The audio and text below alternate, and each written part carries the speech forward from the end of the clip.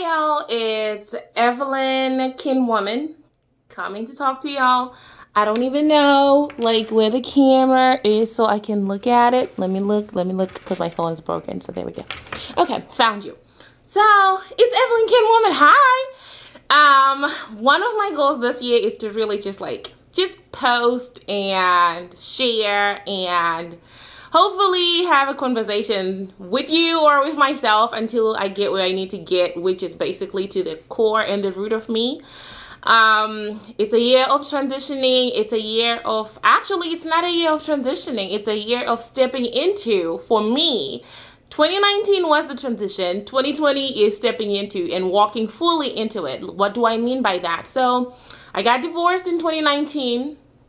And I know people have all kinds of emotions about this, but for me, that was the most liberating thing I could ever do.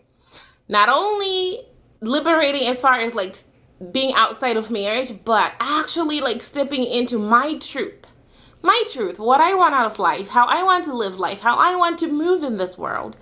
And so it was all love. Regardless of how painful the process was, I stayed rooted in love. And so ask me about that another day. But the reason why I got on here today was because I really wanted to talk about, I wanted to encourage especially younger women out there.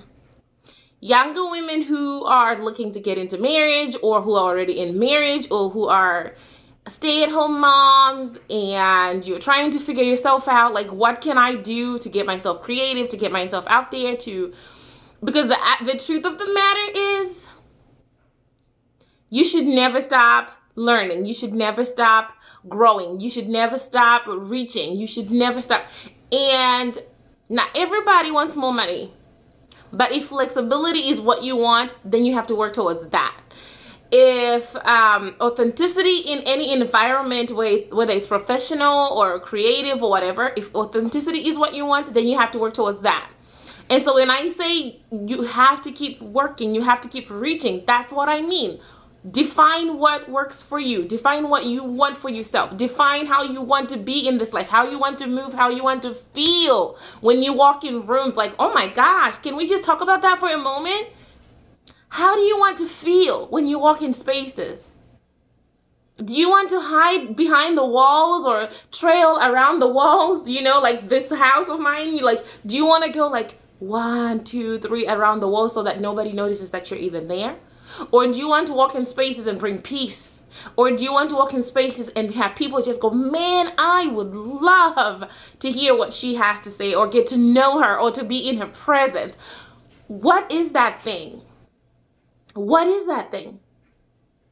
I would rather die 1,000 deaths trying to unravel all of who I am than to live 1,000,000 lives and not be happy. I would rather choose that. Let me tell you something.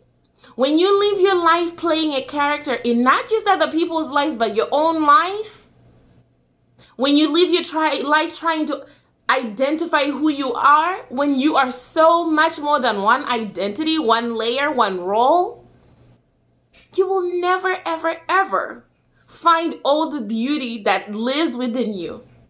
When you live your life looking at what somebody else is doing, what somebody else is pouring out, how somebody else lives their life, you will never be happy. And happiness really shouldn't even be the goal. Joy should be the goal. You know why? Because joy, oh my gosh, joy feeds everything.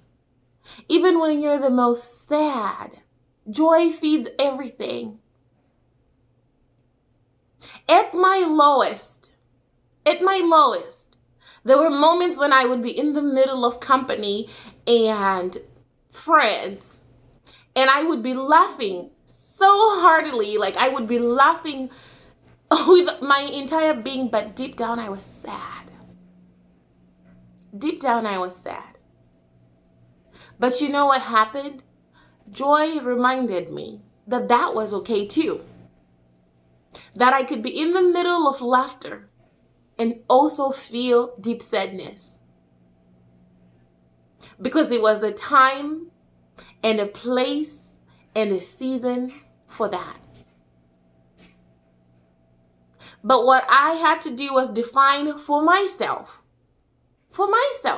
what I want out of life. I'm not the most confrontational person. I don't like confrontation because it gives me anxiety. But what I had to learn was, if I'm going to live in this life being authentic, asking what I need and showing the world what I want, I was going to have to start speaking up. I was going to have to start creating space for myself and say, you know what, not today. Nope, can't do it today.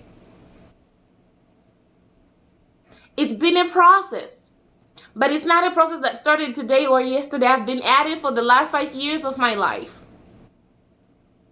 My youngest son turned 4.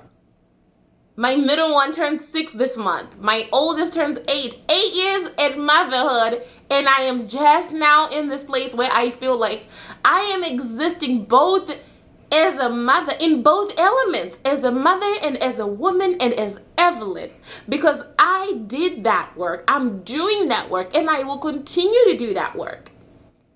But what you can't do is stop. Do not stop. When you put your kids to bed, find something to learn. Right now, those of you who are in relationships and you're dating with the potential of getting married or whatever, don't put all your hopes on one person. Please don't do that. Find out who you are and then have that person complement that. Find out who you are and have the person complement that. Yes, learn to love yourself, but you know what? The best gift is when two people choose to love themselves together. Oh my gosh. Oh my gosh. When two people love themselves together, that's what builds. That's what builds. That's where the vulnerability and the intimacy really, really, really, really flourish. And so I'm just wanting to send you all kinds of love to say, you are more. You are so much more than what you think you are right now. You are so much more than where you are right now. But you have to define what more looks and feels like. To me, more is peace. My more is peace first. Then creativity second. That's my more. Peace, creativity, authenticity, service. Those are my mores. Motherhood, that's a more. And all those things then feed everything else. Community, friendships, love, whatever the case may be. That's my more. What's your more? What are you working towards more of? I hope you can sit and do some questioning and reflecting and all that jazz. But I want you to know, you are so loved. There is more to your story. And live boldly in the comfort of your truth. Bye-bye.